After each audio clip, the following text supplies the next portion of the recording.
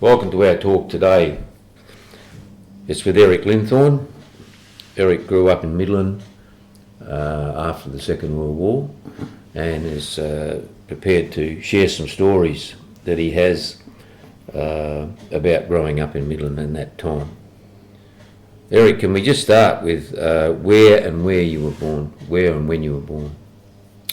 Yes, I was born in St Andrew's Hospital in Sayers Street in Midland, which would be in the middle of Midland Gate now. And when Midland Gate purchased all that land, the St Andrew's Clinic went, of course, but I think they still carry one of the medical places called St Andrew's. I'm not sure. Yeah, over the other side of Great Eastern Highway. Yeah, I think they do. Yeah. What date were you born? 1938. And where were Mum and Dad living at the time? We were living in number 17 North Street, Midland. Dad purchased the land for £30, and he built the house for £1,200. And he borrowed the money from the Foresters Lodge, and every week I had to go and pay 10 bob a week off the debt. Yeah. And Where would you pay that? a chap in, I think he was the president or cashier, I don't know what you would call him, but he used to collect the rent type of thing. And he lived near Dr. Greenham's place, right opposite Dr. Greenham, where Stafford Street, I think. Street. Yeah. So did you have brothers and sisters? Yeah, I had a sister, Roma. She's 18 months younger than me, and she's still alive. She's a widow now, and she lives in Borragoon. And then Mum had a daughter. She only lived for 9 days, and she passed away in St Andrew's Hospital in Midland. That would have been a sad time for them. It was very, very sad. Where was she in the family, Eric? Was she after you? She was after Roma. She was she would have been number 3. Yeah, number 3. That's right. Yep. My grandmother lived at the back of us in an old home in Morrison Road, and she had 11 kids. And Mum used to go across the back part of the house or the block to see her every day, and she never kept the best of health. And I always remember I had to go and rake up a yard for her on weekends for her, and she used to give me threepence for doing it. Were there many other houses in North Street at that time?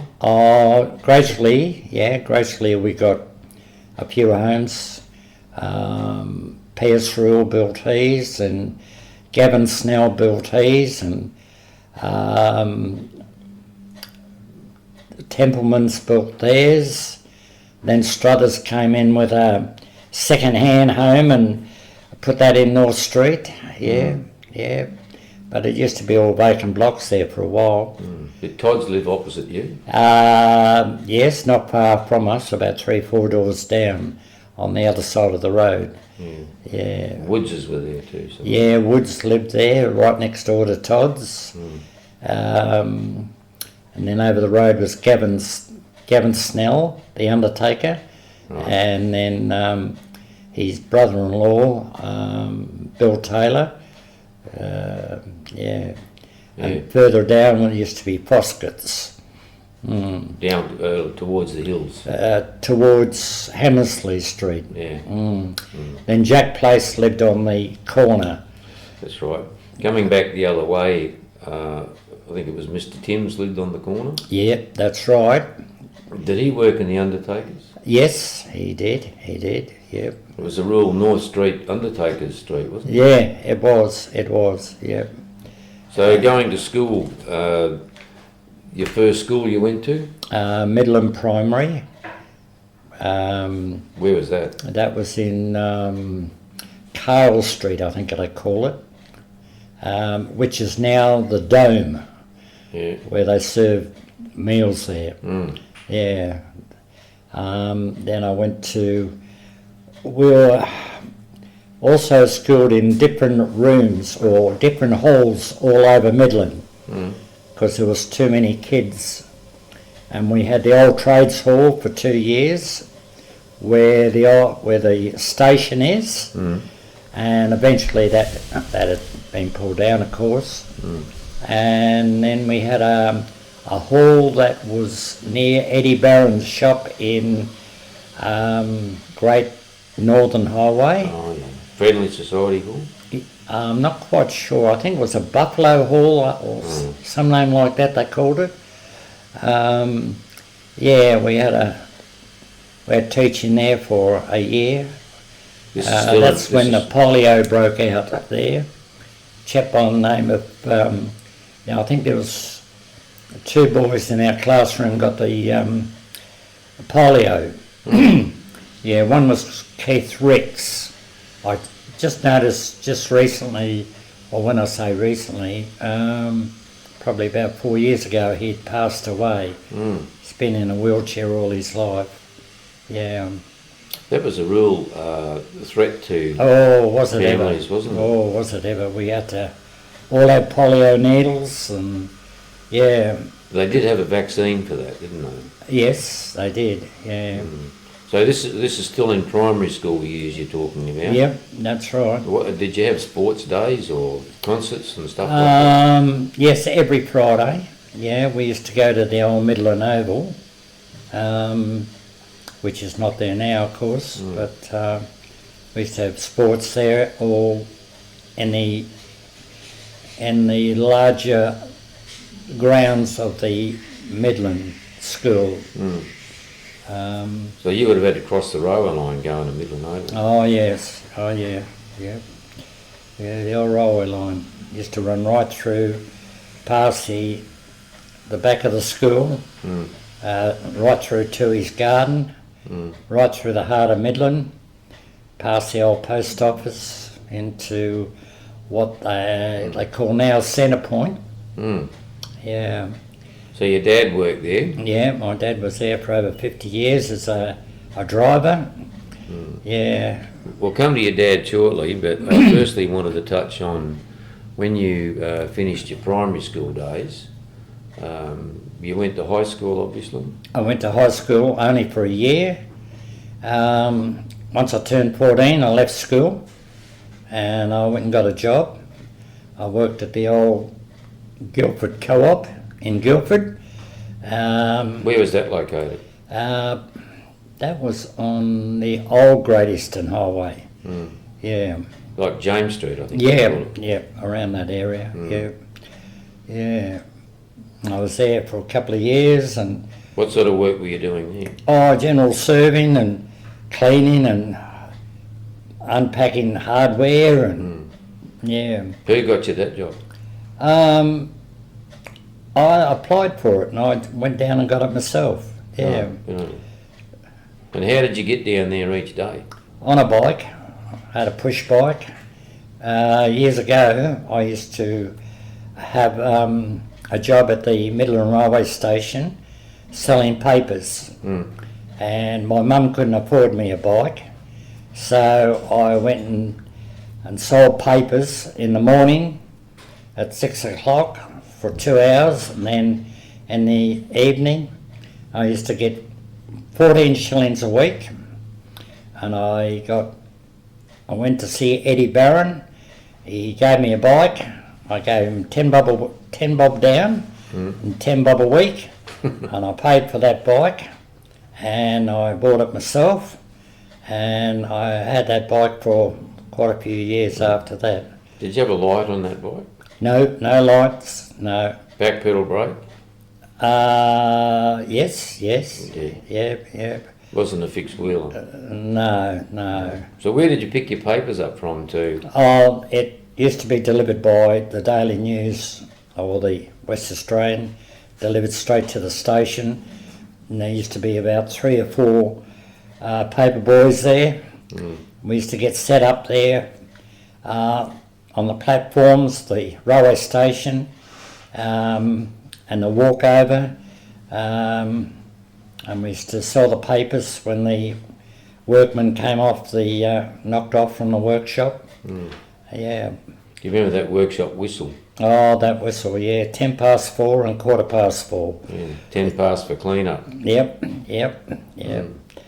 Yeah, I always remember when I was about 7 or 8, I think, the war had just finished, and my old grandmother took me down to Fremantle. The ships were returning from the war, and she went down to see if she could pick up one of her sons that went through a prisoner of war camp for 3 years in Germany. His name was Bill Tucker. And we went down there to the wharf. I can always remember it. It was in the main street, and there was this enormous big tree right in the middle. And we used to stand underneath that with our flags and everything when they marched off. But yeah, that was just after 1945, I think it was. So Bill was your mum's brother? Yeah, he was the eldest one of the family. And how did he shape up when he came home? Yeah, he wasn't too bad. He was a prisoner of war for 3 years in Germany. Where was he captured, do you remember? I'm not quite sure. No, I don't. No. If we can come back to your days at 17 North Street as a kid, you must have had some mates who used to get up to some mischief. Oh, yeah. There's a big drain down the end of the street. street. There used to be a big drain down the end of the street where the nursing home is now, which is right in the middle of Lloyd Street. Morrison Lodge. Morrison Lodge, yeah. And we used to go down to the drain with our canoes and paddle along there, and half the time we used to fall in, and we used to come out with leeches all over us, and we used to have a job trying to get the leeches off us. But my dad used to run a train from the old Midland workshop all the way through to Walkaway, and that used to be his drop-off place. I used to go down there on when the train, we used to hear the whistle, the train, and we knew that's Dad, so I had to get on my bike and go like mad down to the end of the street. And he'd have a bag, he'll drop off a bag of wheat, a box of mushrooms, couple of chooks or turkey, and in boxes, and I had to pick them up and bring them home. And my father was a great one for poultry, breeding poultry, and So this is the railway line that was along Lloyd Street. That's right. And it belonged to the Midland Railway Company. That's right. Yep. And there was a set of points down there where one train went into. One set used to go around the other side of, it goes actually through Centre Point, I think. Yeah.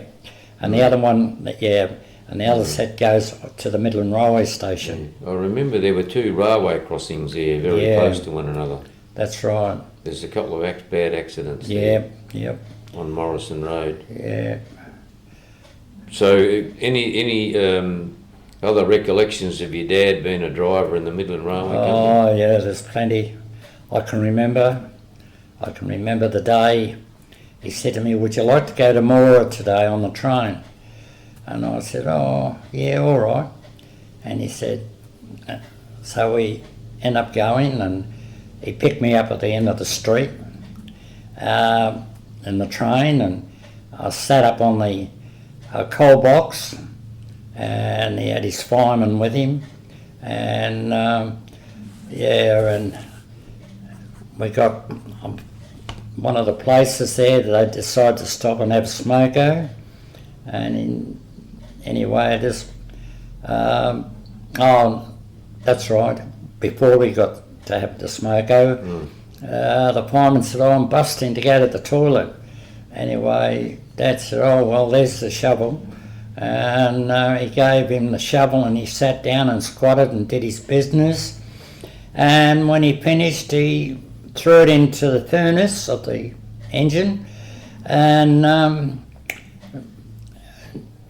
another hour goes by. We stopped for smoko, and they decided to cook some lamb chops. So Dad heated up the shovel that the bloke did all his business on, and Must have cleaned it up, didn't no, he cleaned it up all right. He put it in the fire, and it melted everything and got rid of it all. And next thing, he puts the lamb chops on and cooked them. And then he said, "Here you are, you can have a couple of lamb chops." And I said, "No thanks, Dad, I'm not hungry." And ever since then, I don't think I've eaten too many lamb chops. So that's one of my things that my father did to me. Oh, yeah. He also liked fig jam. Oh God, yeah, he loved fig jam. He came in one day. We had a big fig tree hanging over our fence from Mrs. Struthers's place from next door. And Dad used to pick all the figs, and this day he brought in this big bucket full. And he said, "Dulcie, I want you to make me some fig jam."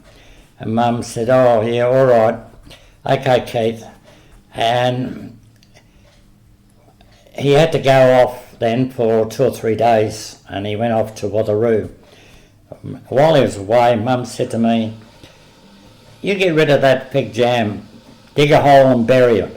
The figs, and bury it." So I did that.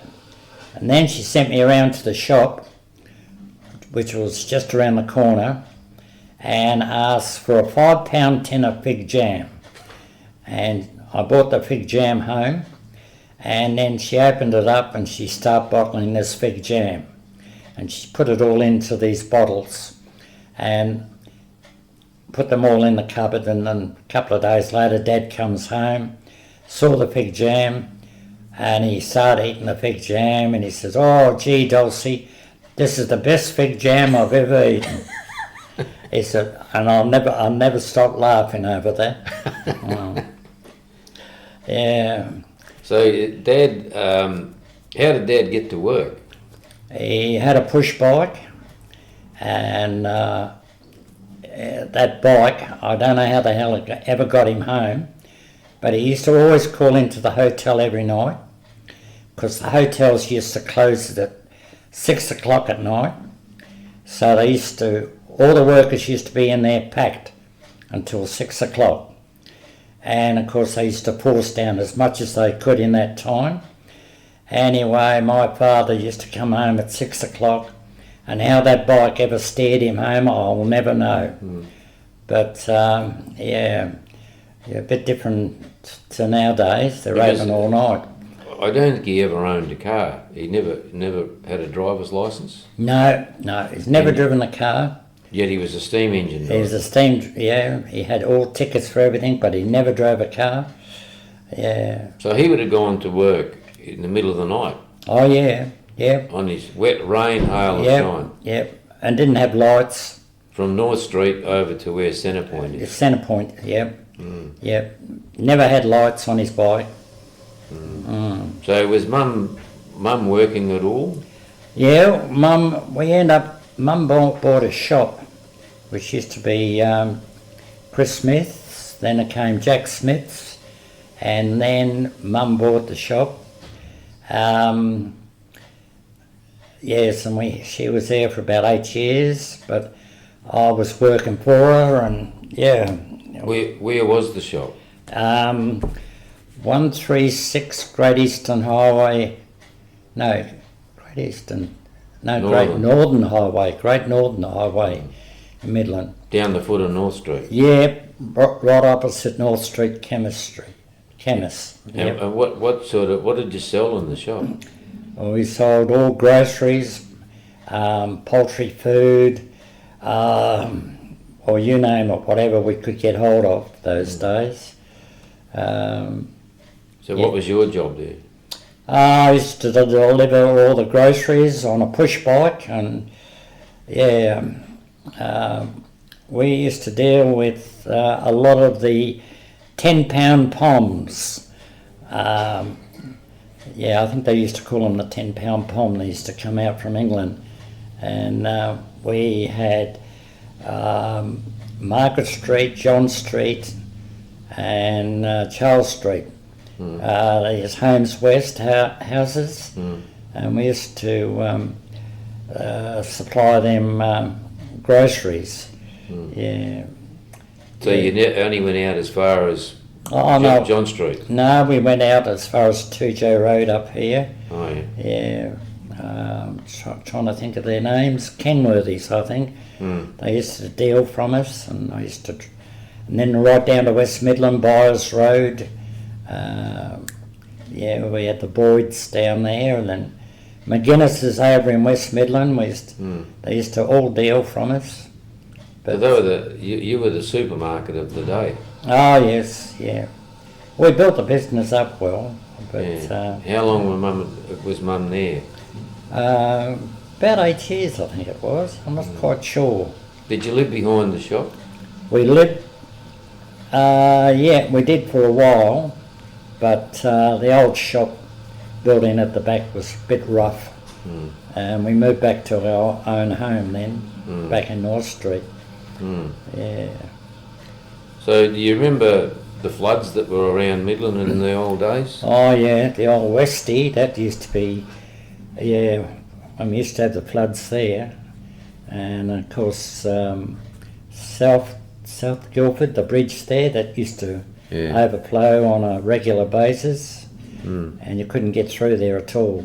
You had to go back over the Guildford Bridge. Was there much? What did you do for like as a teenager, growing up in Midland? What did you do on the weekends, like pictures or dances? We always used to go to the pictures or theatre, as you call it now, on a Friday night and a Saturday night.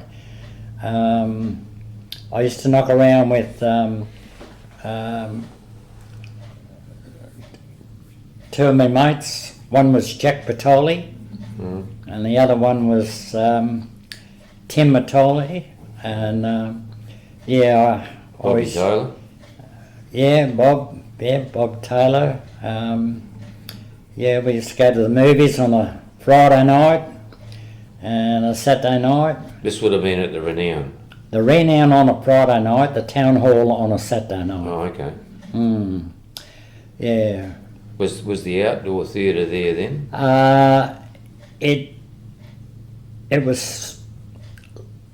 it wasn't open then. I think that what they end up doing, it was used years ago, and then they closed it up, and then they decided to open it up again.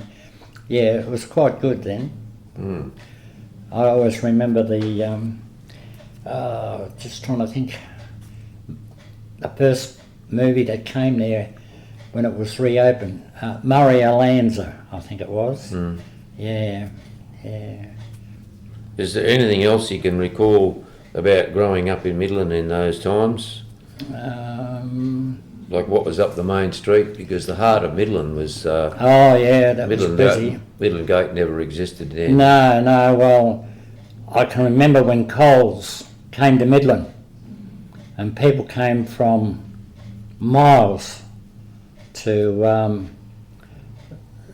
actually, visit the place, and there was thousands of people there. You couldn't get on the roadway or anywhere. People were just pouring into Coles. That's in Alena Street. Yeah, it's in Alena Street where Gartrell, Slater Gartrells are now. Is that a supermarket or more of a clothing? No, it was clothing, more clothing. It wasn't any food those days. Where did the bigger supermarkets came along? Well, you had John Cade around the corner, and of course you had Recollections. They were in Alina Street. Yeah, they were very big. I'm just trying to think of the others. One day there was Charlie Carter's was another one. Were they in West Midland? They were further down the road. But John Cade's were the main one in Midland, and Recollections had two shops in Midland. Old Gardner was the manager of that place. I know I used to go and buy groceries off him because we could buy groceries cheaper from them than what we could from our merchants. Right. So we And then you'd sell them in the shop. and then we sell them in the shops. Yeah, Right. yeah. That's going back a while. Did you ever catch the train into Perth much? No, not really. No, didn't go into Perth very much. So life in Midland in those days was basically centred around Midland. There wasn't That's right. much travel. Well, you had everything in Midland at the time, and the main street, as I say.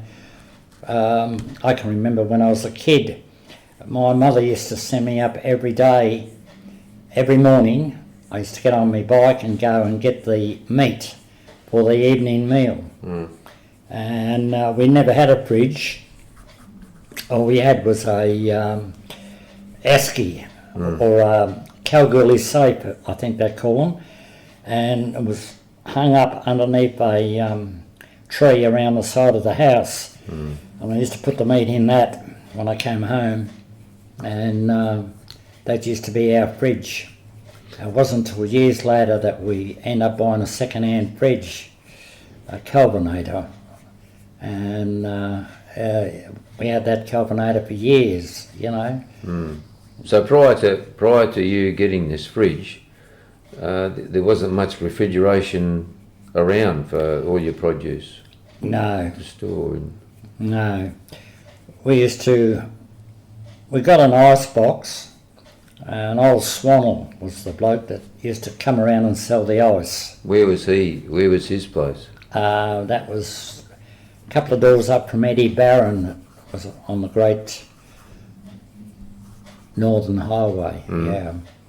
Yeah, he used to sell the ice. We used to get a block of ice and break it up, and we ended up getting an ice box in the end. And yeah. And what about bakeries in Midland? Well, we used to have a bakehouse, a baker that used to come around every day, horse and cart, and Robinson and Smith was the name of the bakery. Robinson and Smith. And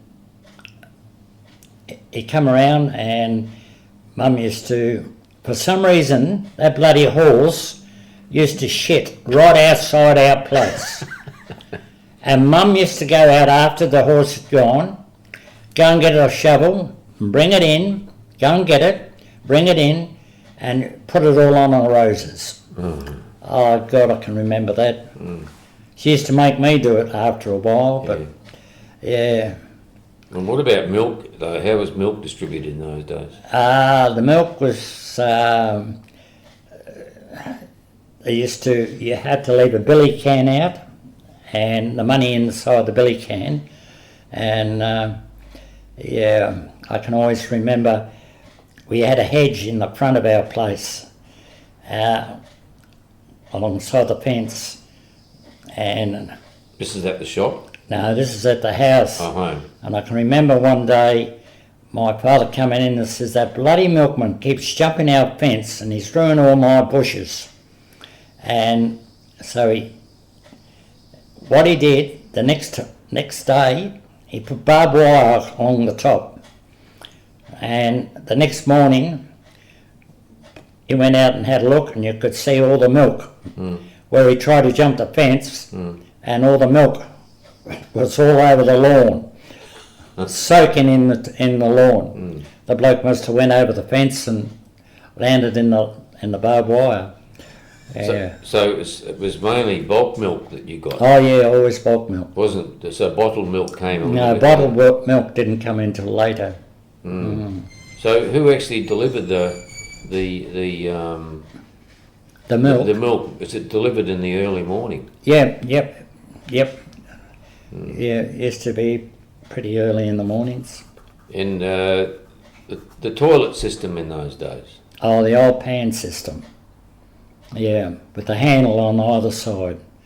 Yeah. Was that down the back of 17 North Street? Yeah. The toilet was always away from the house, and I can always remember my father. He used to have a good garden, and he used to dig these trenches, and he used to make me help him with a toilet pan and pour some of the contents in his drain for his garden, and then he used to put it back again and then fill it all in, but by God, he had the best garden ever. Tomatoes, you name it, he had them. Onions, I've never seen onions like it. Yeah. So they were well fertilised? Oh, fertilised. Oh, God, say that again. Yeah. Yeah. How often would they come and... Every Friday they came. Right. Every Friday. Yeah. And how the hell they used to lift them, I'll never know. They used to have, I remember they used to have a leather strap on their leather thing on their shoulder. Yep, that's right. Yep. And half the time the damn things were overflowing, and oh my God. Yeah. So Midland has certainly changed, Eric, since the days you grew up. Oh yeah. But that's the way of life, and I think we'll close off there. We've got some pretty good stories to tell. Thanks very much for sharing those with us today. No worry, mate. And we'll just finish it there.